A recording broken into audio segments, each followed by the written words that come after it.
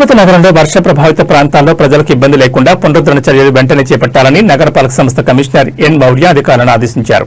మోందా తుఫాన్ ప్రభావిత ప్రాంతాల్లో చేపట్టాల్సిన పునరుద్ధరణ చర్యలు, పారిశుద్ధ్యం తదితర అంశాలపై గురువారం అన్ని విభాగాల అధికారులు ఆన్లైన్ ద్వారా సచివాలయ కార్యదర్శులతో కమిషనర్ సమీక్షా సమావేశం నిర్వహించారు. ఈ సందర్భంగా కమిషనర్ మాట్లాడుతూ తుఫాను ప్రభావంతో పలుచోట్ల డ్రైనేజ్, కాలువలు, రోడ్లు పాడయ్యాయని తెలిపారు. ఆయా ప్రాంతాల్లో పునరుద్ధరణ చర్యలు చేపట్టాలని తెలిపారు. త్రాగునీరు కలుషితం కాకుండా చర్యలు చేపట్టాలని తెలిపారు. ప్రతిరోజు నీటి సాంద్రత పరీక్షలు నిర్వహించి నీటి సరఫరా చేయాలని తెలిపారు. అభివృద్ది పనులు వేగవంతం చేయాలని ఇంజనీరింగ్ అధికారులను ఆదేశించారు. నగరంలో పారిశుద్ధ్యం మరింత మెరుగ్గా చేపట్టాలని తెలిపారు. చెత్త కుప్పలు, బురద తొలగించి బ్లీచింగ్ వేయాలని తెలిపారు. కుక్కలు ఎక్కువగా ఉన్నాయని, ఫిర్యాదులు ఎక్కువగా ఉన్నాయని నియంత్రణ చర్యలు చేపట్టాలని తెలిపారు.